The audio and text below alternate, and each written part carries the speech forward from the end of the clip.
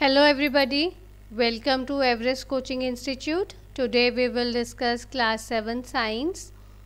ये जो हमारा चैप्टर चल रहा है बेटा transportation in animals and plants, हम उसी को आगे कैरी फॉरवर्ड कर रहे हैं, आगे डिस्कस करने लगे हैं। तो चलो देखते हैं क्या करेंगे आज। अभी तक हमने हार्ट के बारे में पढ़ा है, हार्ट बीट के बारे में पढ़ा है, पल्स के बारे में पढ़ा है। अब हम ब्लड के बारे में पढ़ते हैं। ब्लड जो है वो कैसा होता है, उसकी कॉम्पोजिशन क्या है, उसमें क्या क्या है, वो सारी चीज़ें हम डिस्कस करेंगे। सो ब्लड, ये देखो जैसे आपको पिक में भी साइड पे नज़र आ रहा होगा, जो ये पिक साइड पे मैंने लगाई हुई है, उस पिक में देखो ब्लड, ये जो है आपका, ये जो आपकी पिक लगी हुई है, इसमें आपके ये पूरा इसमें ये ब्लड है जो हमारे बॉडी में घूमता है। Basically blood is a medium of transport in body.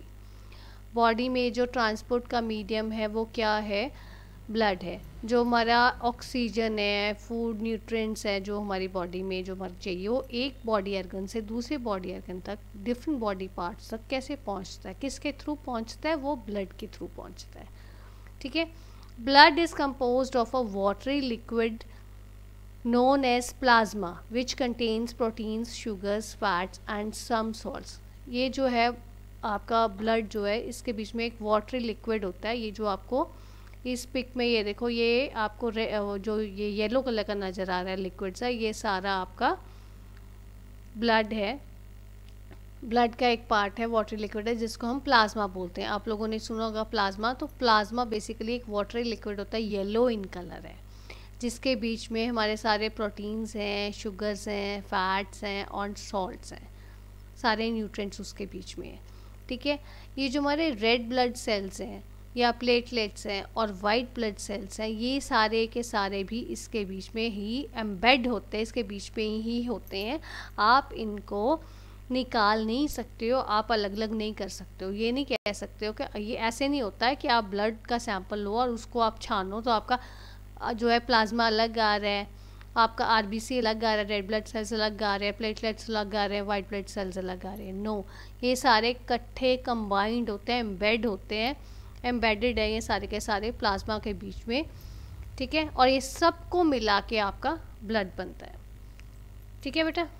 सो अभी जो चीज़ मैंने आपको समझाई है कि ब्लड को बेसिकली, ब्लड में क्या है, ब्लड में प्लाज्मा है, प्लाज्मा के बीच में क्या क्या चीज़ें हैं, रेड ब्लड सेल्स हैं, वाइट ब्लड सेल्स और प्लेटलेट्स हैं। यही चीज़ मैंने आपको पूरी ये चार्ट से आपको समझाने की कोशिश की है, जो अभी मैंने आपको थेरेटिकली समझाया है। राइट। अब हम इन चीज़ों को एक बार एक करके इनको डिस्कस करते हैं। सो पहली चीज़ प्लाज्मा में क्या है, रेड ब्लड सेल्स, जिसको हम साइंटिफिक नेम जो है उसका एरिथ्रोसाइट्स है। नॉर्मली आपको पेपर में नहीं आता है, बट फिर भी आपको ये पता होना चाहिए कि अगर समटाइम्स वन वर्ड क्वेश्चन आ जाए, another name of red blood cells, तो आपको पता होना चाहिए एरिथ्रोसाइट्स है उसका दूसरा नाम। ठीक है। अब ये जो रेड ब्लड सेल्स है, ये देखो आपके पिक भी साथ में लगी हुई है। बेसिकली ये क्या है, रेड ब्लड सेल्स जो है आपके डिस्क शेप में होते हैं और ये आपकी बोन मैरो में होती है। बोन मैरो में हमारे प्रोड्यूस होते हैं red RBCs, red blood cells को हम आरबीसीज बोलते हैं। आरबीसीज आपके बोन मैरो में आपके बनते हैं और ये डिस्क शेप होते हैं। अब आप बोलो कि बोन मैरो कहाँ होते हैं, बोन मैरो आपकी थाइस में होती है। ठीक है। तो थाइस के बीच में, बोन मैरो के बीच में आपके आरबीसीज बनते हैं जो आपके डिस्क शेप होते हैं। ये बेसिकली इनके बीच में क्या होता है, एक रेड कलर का प्रोटीन होता है इनके बीच में, आरबीसीज के बीच में, जिसको हम हीमोग्लोबिन बोलते हैं।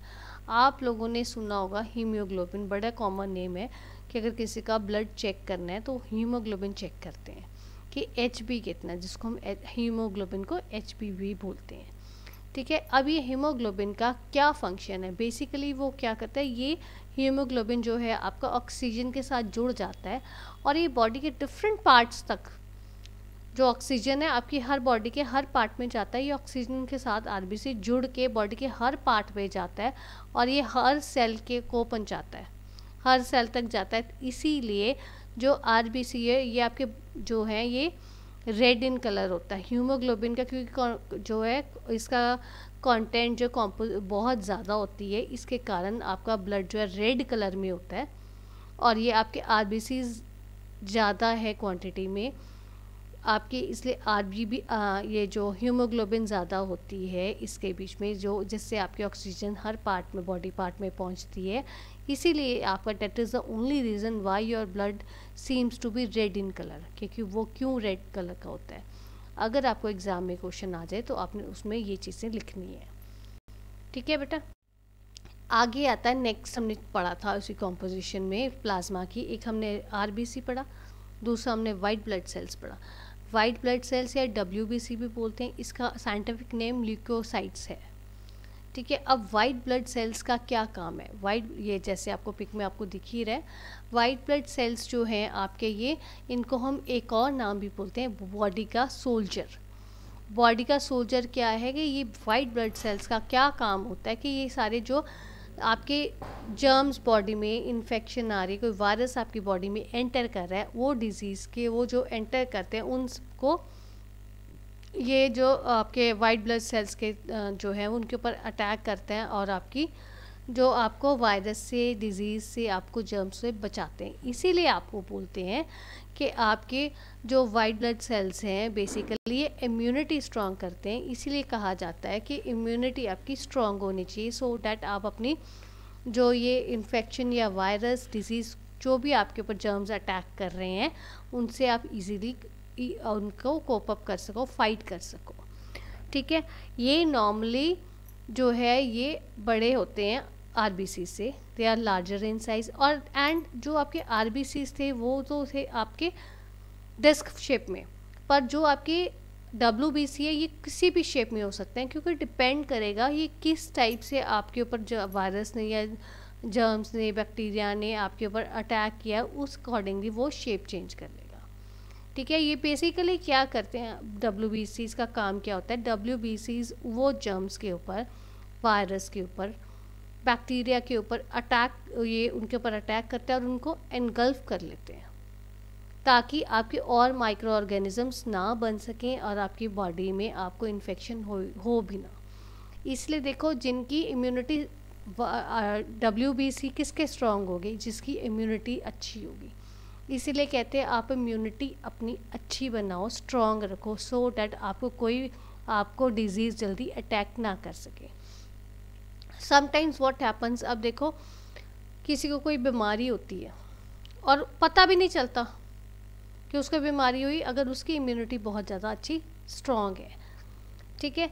सो कोई भी आपका वायरस है आपकी बॉडी में अटैक कर रहा है, वो कुछ टाइम पीरियड के लिए आता है, तो अगर आपके डब्ल्यूबीसी स्ट्रॉन्ग होंगे, अगर आपकी इम्यूनिटी स्ट्रॉन्ग होगी, तो आप उसके ऊपर ये इजीली अटैक करेंगे अपने उस वायरस के ऊपर, और उसको आगे बढ़ने नहीं देंगे, उसको एनगल्फ कर लेंगे, ताकि और माइक्रो ऑर्गेनिजम्स और वायरस उसके कारण डेवलप ना हो सके और बॉडी को और ज़्यादा अटैक ना करे। अगर आपको मान लो उसके कारण थोड़ी बहुत ही आपको बीमारी, डिजीज़ हो भी जाती है, तो वो जो डब्ल्यूबीसी अगर आपका स्ट्रॉन्ग है तो वो आपको ज़्यादा डिजीज़ के प्रोन नहीं होने देंगे, उसके नंबर्स जो है मल्टीप्लाई नहीं होने देंगे वायरस के। ठीक है बच्चे। Next comes your platelets. Platelets को हम एक और नाम भी है जिसको हम थ्रोम्बोसाइट्स भी बोलते हैं। अब ये देखो, प्लेटलेट्स जो है बेसिकली ये भी एक डिस्क शेप के फ्रेगमेंट्स होते हैं जो आपके बोन मैरो में ही बनते हैं। ठीक है। इनका प्लेटलेट्स का देखो, आपने डब्ल्यूबीसी का अलग फंक्शन पढ़ा है, आरबीसी का अलग फंक्शन पढ़ा है, और अब प्लेटलेट्स का अलग फंक्शन है। प्लेटलेट्स का क्या फंक्शन है? प्लेटलेट्स का बेसिकली फंक्शन है ब्लड क्लॉटिंग। कि देखो, अगर आपके मान लो कोई कट लग गया, कुछ देर आपका ब्लड निकल रहा है, थोड़ी देर बाद में अगर आपके प्लेटलेट्स स्ट्रॉन्ग हैं तो क्या होगा, वो आपका ब्लड निकलेगा, अगर आप उसको प्रेस करके रखोगे तो वो रुक जाता है थोड़ी देर बाद में, या वो जम जाएगा और उसके बाद में वो रुक जाएगा।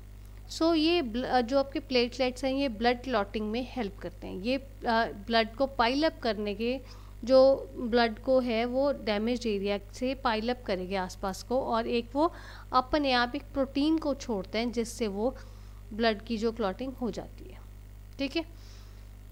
अगर देखो कई बार समटाइम्स व्हाट हैपन्स, इनके प्लेटलेट्स के नंबर कम है, प्लेटलेट्स इतने नहीं हैं, उस केस में क्या कहते हैं नॉर्मली, उस केस में यही होता है कि अगर आपके कोई इंजरी हो जाती है, ब्लड आपका निकल रहा है, तो वो जल्दी से आपका क्लॉट नहीं होता है। अगर किसी को मतलब ब्लड जल्दी क्लॉट नहीं हो रहा, ब्लड ज़्यादा निकलेगा, तो ये बहुत एक उससे कारण कई केसेस में डेथ भी हो जाती है, क्योंकि डिज़ीज़ बहुत ये डेंजरस है, जिसके कारण हमारी जो है ब्लड क्लॉटिंग नहीं होती है। इस डिज़ीज़ को हम हीमोफीलिया भी बोलते हैं। ठीक है बेटे। अब आप देखो, आपकी WBC मीन स्ट्रांग होना चाहिए, आपका RBC भी स्ट्रांग होना चाहिए, और आपका प्लेटलेट्स भी स्ट्रांग होना चाहिए, ताकि आपको इन्फेक्शन भी जल्दी ना हो, ब्लड क्लॉटिंग भी आपकी जल्दी हो जाए, और आपका ब्लड जो है बॉडी में ज़्यादा हो। ठीक है बच्चे। So this is all about today's video. If you find any difficulty, you are most welcome to give your feedback in the comment box. Thanks for watching.